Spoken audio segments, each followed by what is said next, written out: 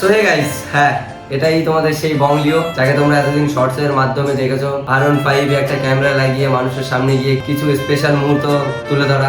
হ্যাঁ এটাই তোমাদের বংলিও। আজকে এসছি বংলিওর এই হিস্ট্রি, পুরো এই যে জার্নিটা ছিল আমার এতদিনের, এটা দিনের বলাটা ভুল হবে, দিনে হিসাব করতে গেলে 1278 দিন, মানে 3.5 বছর। তো ভিডিওটা দেখতে থাকো, সবকিছু বলবো তোমাদের এই ভিডিওর মাধ্যমে।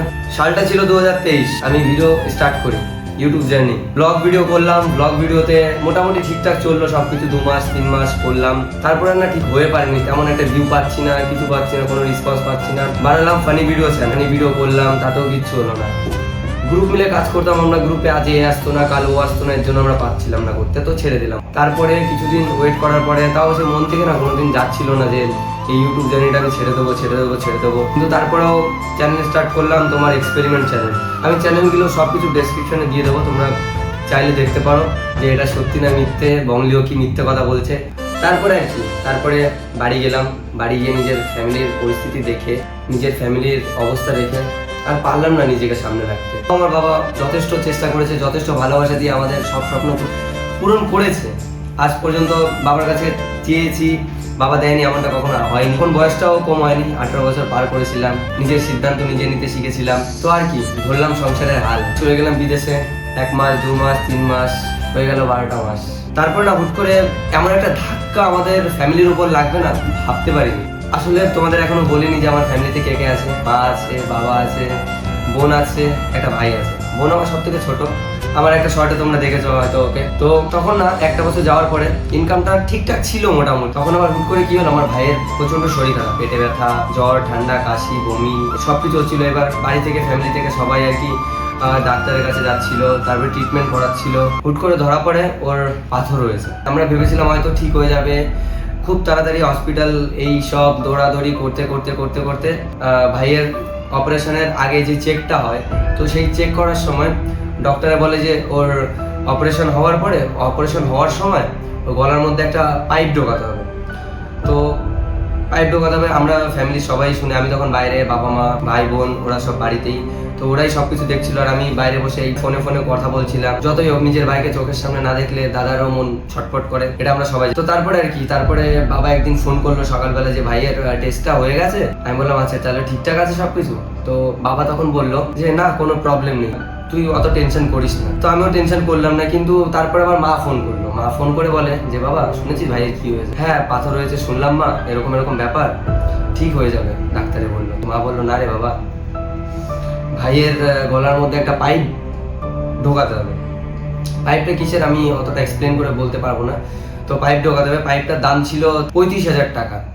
তো 35,000 টাকা আমাদের কাছে তখন মানে 2 লাখ টাকার সমান সেই পরিস্থিতিতে, কারণ এর আগেও অনেকটা টেস্টে আমাদের কিছু জমানো টাকা সেগুলো গেছে। তো তারপরে যখনই শুনলাম 35,000 টাকা, তাও ওটা একদিনের জন্য ছিল, এবার ওটাও চেঞ্জ করাতে হবে। তো এরকম একটা পরিস্থিতি এসেছিল আমার ফ্যামিলির ওপর, তখন একদম ভেঙে পড়েছিলাম মন থেকে।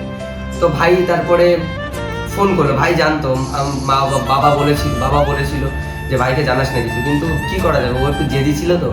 তো বাবা বলে দিয়েছে যে এরকম ব্যাপার। তো তারপরে আর কি ভাই যখন জানতে পারলো, আমাকে ভাই ফোন করে যে বলে দাদা এরকম ব্যাপার, তুই টেনশন করিস না, ভাইও বলছে। তো যাই হোক, তারপরে আস্তে আস্তে সবকিছু ঠিক হলো, অপারেশন হলো, উপরে যিনি আসেন তার ইচ্ছায় সবকিছু ঠিক হলো।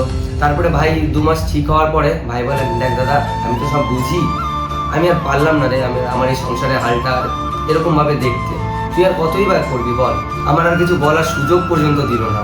ও চলে আসলো বাইরে চলে আসলো, ও সংসারের হালটা ধরলো। ওর বয়স কিন্তু আমার থেকে অনেক কম, আমার থেকে 3 বছরের ছোট।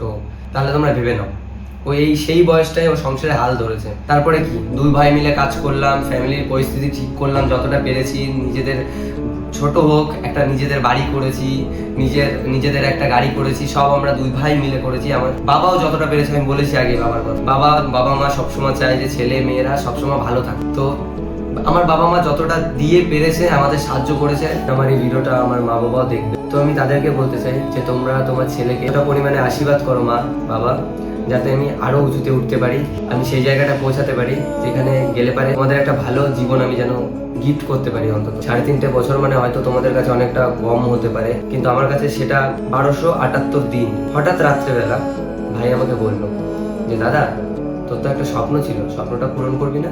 দেখো ভাইয়ের মনে আছে দাদার স্বপ্ন, তো সেদিন ভাইয়ের সাথে কথা বললাম।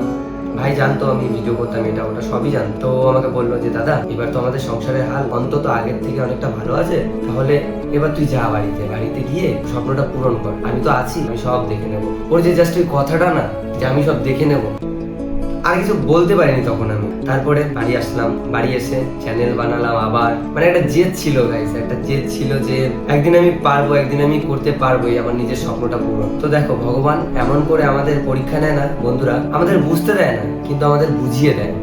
ভাই বলছি তোমরা বঙ্গলোকে যেভাবে সাপোর্ট করছো এর থেকে বেশি পরিমাণে সাপোর্ট করো, আমরা যেন একটা সেই জায়গায় যেতে পারি। তো তারপরে আর কি বাড়ি আসলাম, মা বাবাও খুশি, ভাইও খুশি যে দাদার স্বপ্ন পূরণ করছে।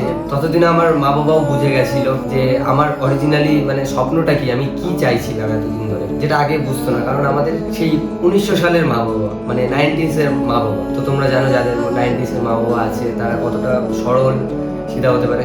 তো একটা কথা বলি, আমার যখন 1K সাবস্ক্রাইবার কমপ্লিট হয়, মানে 1K ফ্যামিলি কমপ্লিট হয়, তো সবার আগে প্রথম আমি বাড়িতে গেলাম। বাড়িতে যাওয়ার পরে আমি আমার বাবাকে ডাক দিলাম। বাবা বললো কি হয়েছে?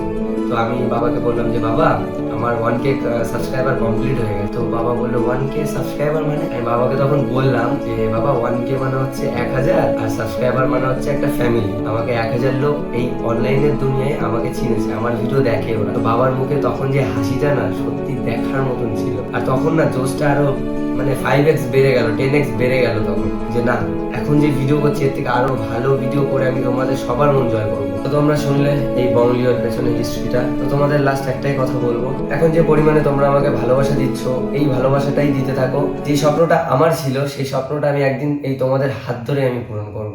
তো সবাই এই বঙ্গলিওর পাশে থেকো।